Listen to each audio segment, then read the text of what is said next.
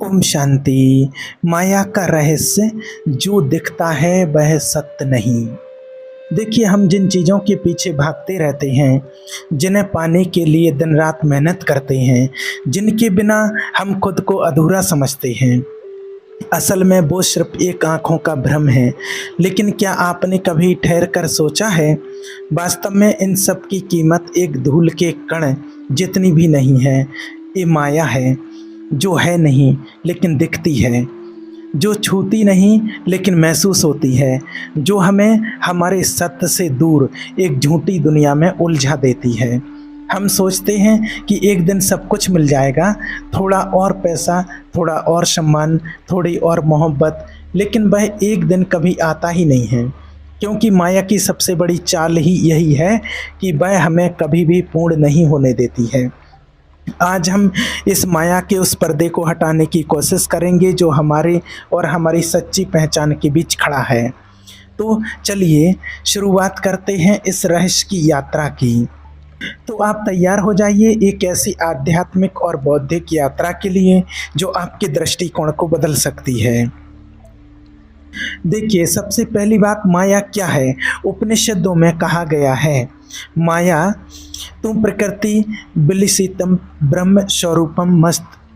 अर्थात माया वो शक्ति है जो ब्रह्म की प्रकृति के रूप में इस विश्व को प्रकट करती है, लेकिन यह विश्व पूर्ण सत्य नहीं है। यह एक अस्थाई सत्य है जिसे शास्त्रों में अपेक्षित सत्य कहा गया है। आइए इसे एक और उदाहरण के माध्यम से समझते हैं। कल्पना कीजिए, आप अंधेरे में एक रस्सी को सांप समझ लेते हैं। उस पल में आपका डर, आपका पसीना, आपकी भागने की इच्छा, ये सब असली लगता है। लेकिन जैसे ही कोई दीपक जलाता है, आपको पता चलता है कि वो सांप नहीं, रस्सी थी। ठीक उसी तरह माया वो शक्ति है जो इस विश्व को इतना वास्तविक बनाती है कि हम इसे ही सत्य मान लेते हैं। हम अपने शरीर, अपने नाम, अपने परिवार, अपने करियर को ही अपनी असली पहचान समझ लेते हैं। लेकिन याद रखना, जो बदलता है वो आप नहीं हो, जो न बदलता वही सत्य है। माया का अर्थ है वह भ्रम जो सत्य को इस तरह ढक देता है कि असत्य सत्य प्रतीत होता है। ये भ्रम इतना गहरा है कि हम सुबह उठते हैं, मोबाइल देखते हैं, काम की चिंता करते हैं, रिश्तों की उलझनों में फंसते हैं और सोचते हैं कि यही हमारा जीवन है। लेकिन क्या आपने कभी सोचा कि ये सब किसके लिए, और क्या ये सब सच में स्थायी है? माया हमें यही भूल कराती है कि अस्थाई संसार ही हमारी असलियत है। ये संसार असत्य नहीं है, लेकिन ये पूर्ण सत्य भी नहीं है। यह एक प्रोजेक्शन है, जैसे थिएटर की स्क्रीन पर चलने वाली एक सुंदर फिल्म, सुंदर, भावनात्मक, डरावनी, लेकिन अंत में असली नहीं। और इस फिल्म का दर्शक, निर्माता और अभिनेता सब आप ही हैं। आपकी चेतना ही वो स्क्रीन है जिस पर ये सारा खेल चल रहा है।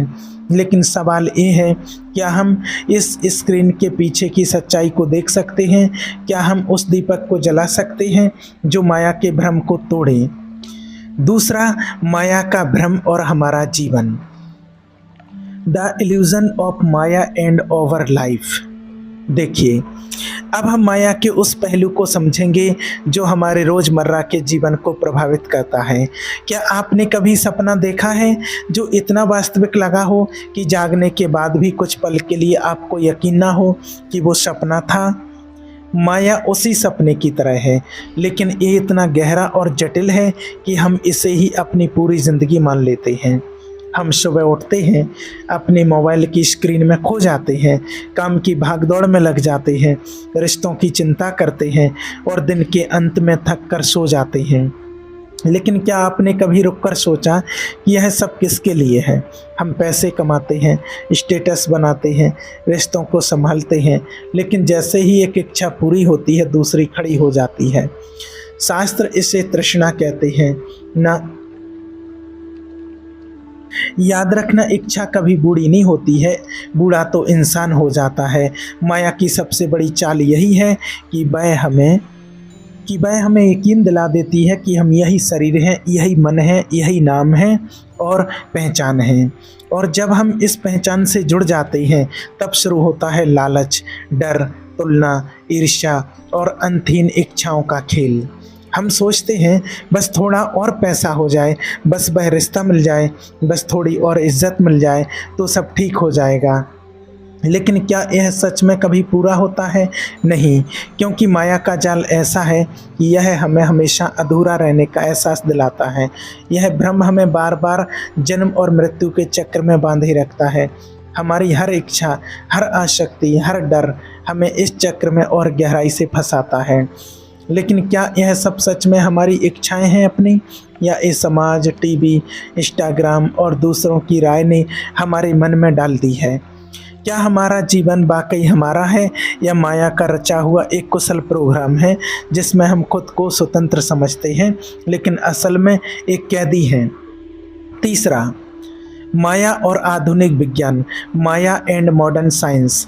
देखिए, अब हम एक रोचक मोड़ लेते हैं और देखते हैं कि माया का ये प्राचीन दर्शन आधुनिक विज्ञान से कैसे मेल खाता है। ये सुनकर आपको आश्चर्य हो सकता है कि कई साल पहले हमारे ऋषियों ने जो सत्य समझा वो आज की साइंस भी धीरे धीरे स्वीकार कर रही है। क्वांटम फिजिक्स ऑन डैश में एक सिद्धांत है जिसे अनऑब्जर्वर इफेक्ट्स कहते हैं। इसके अनुसार कोई भी वस्तु तब तक निश्चित रूप से मौजूद नहीं होती जब तक कोई उसे देखता नहीं। मतलब हम जो देखते हैं वही बन जाता है। ये ठीक वैसा ही है जैसा हमारे शास्त्र कहते हैं कि बात जगत का निर्माण दृष्टि से होता है, वस्तु से नहीं। माया भी यही कहती है। ये संसार आपकी चेतना का प्रोजेक्शन है। महान वैज्ञानिक डेविड बोहमास ने इम्प्लिकेट ऑर्डर का सिद्धांत दिया। उनका कहना था कि ये दुनिया एक गहरे अदृश्य क्षेत्र से निकलती है जहाँ सब कुछ संभावना के रूप में मौजूद है। जैसे ही हम किसी चीज़ को देखते हैं या अनुभव करते हैं वह साकार हो जाती है। ये सिद्धांत उपनिषदों के उस विचार से पूरी तरह मेल खाता है जहाँ कहा गया है कि ब्रह्म ही सब कुछ है और माया उस ब्रह्म की प्रकाशित अवस्था। न्यूरोसाइंस लावास की बात करें तो वैज्ञानिक मानते हैं कि हमारी चेतना कॉन्शियसनेस सिर्फ मस्तिष्क का उत्पाद नहीं है। हमारा दिमाग उस सिग्नल्स को दृश्य, आवाज़ या स्पर्श में बदलता है, लेकिन वह मैं कौन है जो इनका अनुभव करता है? शायद यही वो आत्मा शीय है जो माया से घिरी हुई है लेकिन माया से अलग है। मनोवैज्ञानिक कहते हैं कि हमारा मन केवल एक टिप ऑफ द ओवर्स है। नीचे एक कलेक्टिव अनकॉन्शियस है जिसमें सारे अनुभव, भाव और संसार छिपे हैं। यानी जो मैं हम सोचते हैं वो असल में एक विशाल चेतना महासागर का छोटा हिस्सा है। इस तरह प्राचीन दर्शन और आधुनिक विज्ञान एक ही सत्य की ओर इशारा करते हैं। यह संसार माया का खेल है और हमारी आत्मा अर्थात चेतना ही इस खेल का केंद्र है। माया का प्रभाव और उसका जाल। अब हम माया के उस प्रभाव को समझते हैं जो हमें इस संसार में बांधे रखता है। माया का जाल इतना सूक्ष्म और शक्तिशाली है कि हम इसे पहचान भी नहीं पाते। ये हमें ये भूल करा देता है कि हमारी असली पहचान आत्मा में है, ना कि इस शरीर, मन या सामाजिक रुतबा। हर दिन हम अपने जीवन में कई तरह की इच्छाओं, डर और तुलनाओं से जूझते हैं। हम सोचते हैं कि अगर हम एक अच्छी नौकरी पालें, अगर हमारा घर बड़ा हो जाए, अगर लोग हमें सम्मान दें तो हमारा जीवन सार्थक हो जाएगा। लेकिन जैसे ही एक इच्छा पूरी होती है दूसरी जन्म ले लेती है। ये माया का सबसे बड़ा जाल है। ये हमें हमेशा अधूरा महसूस कराता है। शास्त्र कहते हैं तृष्णा न जीर्ण वै में जीर्ण। इच्छा कभी ख़त्म नहीं होती है, इंसान ही थक जाता है। यह इच्छाएं हमारी अपनी नहीं होती हैं, ये समाज, संस्कृति और मीडिया द्वारा हमारे मन में डाली जाती हैं। उदाहरण के लिए इंस्टाग्राम पर किसी की परफेक्ट ज़िंदगी देखकर हमें लगता है कि हमारी ज़िंदगी अधूरी है। ये माया ही है जो हमें तुलना और ईर्ष्या के चक्र में फंसाती है। माया हमें ये भी भूल करा देती है कि यह संसार अस्थाई है। हम अपने शरीर को, अपने रिश्तों को, अपने धन को स्थायी मान लेते हैं। लेकिन क्या ये सब हमेशा रहते हैं? नहीं। फिर भी हम इन्हीं चीज़ों को पकड़कर बैठ जाते हैं और जब ये चीज़ें बदलती हैं या चली जाती हैं तो हमें दुख, गुस्सा और बेचैनी होती है। माया का ये भ्रम हमें बार बार जन्म और मृत्यु के चक्र में फंसाए रखता है। हर जन्म में हम वही गलतियां दोहराते हैं, आसक्ति, लालच, डर। लेकिन शास्त्र भी कहते हैं कि इस चक्र से मुक्ति संभव है और इसके लिए हमें माया को समझना होगा, उसे पहचानना होगा। पांचवी माया की लीला, एक दिव्य खेल। Maya is leela, a divine play. देखिए, अब तक हमने माया को एक भ्रम के रूप में समझा जो हमें सत्य से दूर ले जाता है, लेकिन वास्तविकता तो ये है कि माया केवल एक जाल नहीं, ये एक लीला भी है, एक दिव्य खेल जिसमें आत्मा अनुभव और शिक्षा के माध्यम से अपने सच्चे स्वरूप को पहचानती है। लीला का अर्थ है ब्रह्म की वो सहज स्वाभाविक क्रिया जिससे सृष्टि का निर्माण होता है। माया हमें भटकाती जरूर है, लेकिन ये हमें सिखाती भी है। जैसे एक बच्चा पहले खिलौनों से खेलता है, फिर धीरे धीरे समझता है कि असली जीवन क्या है, वैसे ही आत्मा इस संसार में जन्म लेकर अनुभव प्राप्त करती है और मोक्ष की ओर बढ़ती है। इस विचार को समझाने के लिए एक प्रसिद्ध कथा है, नारद और माया की कथा।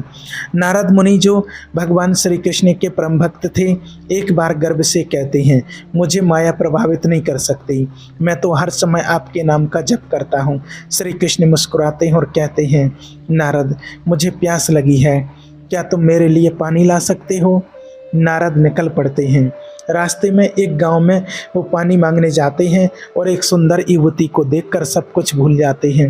वे उससे शादी कर लेते हैं, बच्चे होते हैं, जीवन बीतता है। लेकिन एक दिन बाढ़ आती है और उनका परिवार बह जाता है और नारद अकेले रोते हुए रह जाते हैं। तभी श्री कृष्ण प्रकट होते हैं और पूछते हैं, नारद पानी लाए? नारद स्तब्ध रह जाते हैं। उन्हें लगता है कि एक पूरा जीवन बीत गया, लेकिन असल में कुछ ही मिनट बीते थे। ये कथा हमें दिखाती है कि माया एक क्षण को युग बना सकती है। ये हमें इस संसार में इतना डुबो देती है कि हम अपनी असली पहचान भूल जाते हैं। लेकिन यह भी माया की लीला है कि वह हमें अनुभव देती है ताकि हम सत्य की खोज कर सकें, परमात्मा तक पहुंच सकें। शिक्ष, माया से मुक्ति क्या ये संभव है? अब सवाल ये है, क्या हम माया के इस जाल से बाहर निकल सकते हैं? क्या हम उस सत्य को देख सकते हैं जो माया के पर्दे के पीछे छिपा है? शास्त्रों का जवाब है हाँ, यह संभव है, लेकिन ये मुक्ति तलवार से नहीं, तर्क से नहीं, बल्कि जागरूकता से मिलती है। शास्त्र कहते हैं, माया में फंसना कोई पाप नहीं, लेकिन माया को पहचान कर भी उसमें खोए रहना यही अज्ञान है। तो आइए उन रास्तों को समझते हैं जो हमें माया के परे ले जा सकते हैं। सबसे पहला, ज्ञान योग। ज्ञान योग का आधार है विवेक, ये समझना कि मैं कौन हूँ। हम ना तो शरीर है, न मन, न भावनाएं। हम वह साक्षी हैं, वो चेतना है जो सब कुछ देखता है लेकिन कभी नहीं बदलता, आत्मा। और ये प्रक्रिया हमें सिखाती है कि जो बदलता है वो हम नहीं हैं। जब हम इस सत्य को पहचान लेते हैं तो माया का पर्दा अपने आप गिर जाता है। दूसरा, भक्ति योग। भक्ति योग में हम माया से नहीं लड़ते हैं, बल्कि ईश्वर के प्रेम में विलीन हो जाते हैं। जब हम अपने मैं को छोड़कर किसी बड़ी शक्ति के सामने समर्पण करते हैं तो माया का सबसे बड़ा जाल अहंकार टूट जाता है। प्रेम गली अति संक्रीता में दो न समाए। जब मैं और मेरा खत्म होता है तब माया की दीवारें ढह जाती हैं। 3, कर्म योग, पाथ ऑफ सेल्फलेसन एक्शन। कर्म योग हमें सिखाता है कि कर्म करो लेकिन फल की इच्छा मत रखो। जब हम हर काम सेवा और समर्पण के भाव से करते हैं तो कर्म हमें बांधता नहीं बल्कि मुक्ति का साधन बनता है। कर्म करो, फल की चिंता मत करो। जैसे सूर्य बिना अपेक्षा के प्रकाश देता है, वैसे निष्काम कर्म हमें माया से मुक्त करता है। 4, राजयोग, पाथ ऑफ मेडिटेशन। राजयोग का लक्ष्य है मन को शांत, शुद्ध और जागरूक बनाना। ध्यान, प्राणायाम और मंत्र जाप हमें अपने अंदर ले जाते हैं, जहां हम विचारों और भावनाओं से अलग होकर साक्षी बन जाते हैं। जब हम ध्यान में डूबते हैं तो माया को देखते हैं लेकिन उसमें उलझते नहीं। पांचवा, सरल जीवन, सिंपल विवेक। माया से मुक्ति के लिए किसी पहाड़ पर तप करने की जरूरत नहीं है। हम अपने रोजमर्रा के जीवन में हर क्षण को सचेतनता और आभार के साथ जीकर माया से परे जा सकते हैं। जब हम हर अनुभव में अस्थायित्व, इम्परमानेंस को देखते हैं तो दुख भी हमारा शिक्षक बन जाता है। सचेतनता और आभार के साथ जीकर माया से परे जा सकते हैं जब हम हर अनुभव में अस्थायित्व को देखते हैं तो दुख भी हमारा शिक्षक बन जाता है। 7, माया को समझने की कला, द आर्ट ऑफ अंडरस्टैंडिंग माया। माया को समझने के लिए हमें न केवल शास्त्रों की गहराई में जाना होगा बल्कि अपने जीवन को भी एक प्रयोगशाला बनाना होगा। हर दिन, हर पल में माया हमारे सामने आती है, हमारे विचारों में, हमारी इच्छाओं में, हमारे डर में। लेकिन अगर हम इसे पहचान लें तो ये हमारा शत्रु नहीं बल्कि शिक्षक बन सकती है। उदाहरण के लिए, जब आप किसी से गुस्सा होते हैं तो रुककर पूछिए, ये गुस्सा कहाँ से आया? क्या ये मेरी अपनी भावना है या समाज ने मुझे सिखाया है कि मुझे ऐसा महसूस करना चाहिए? जब आप इस तरह से आत्मनिरीक्षण करते हैं तो आप माया की चाल को समझने लगते हैं। इसी तरह जब आप किसी चीज़ के लिए लालच करते हैं, जैसे नई कार, नया घर, तो पूछिए, क्या ये मुझे स्थायी सुख देगा? शास्त्र कहते हैं कि जो अस्थाई है वो सुख नहीं दे सकता है। ये समझिए माया के भ्रम को तोड़ती है। ये माया को समझने का मतलब है अपने मन को, अपनी चेतना को, अपनी आत्मा को, अपने विचारों को गहराई से देखना। यह एक तरह का आध्यात्मिक विज्ञान है जिसमें आप अपने ही मन की प्रयोगशाला में वैज्ञानिक बन जाते हैं। 8, माया और आत्मज्ञान। माया का अंतिम लक्ष्य है हमें आत्मज्ञान की ओर ले जाना। शास्त्र कहते हैं, तत्त्वमसि से तुम वही हो, वही परमात्मा की संतान, वही परम चेतना की संतान आत्मा हो। माया हमें इस सत्य से दूर रखती है, लेकिन वही माया हमें इस सत्य तक पहुंचाने का रास्ता भी दिखाती है कि हम वास्तव में आत्मा, उस परमात्मा की संतान, चैतन्य आत्मा हैं। ओम शांति।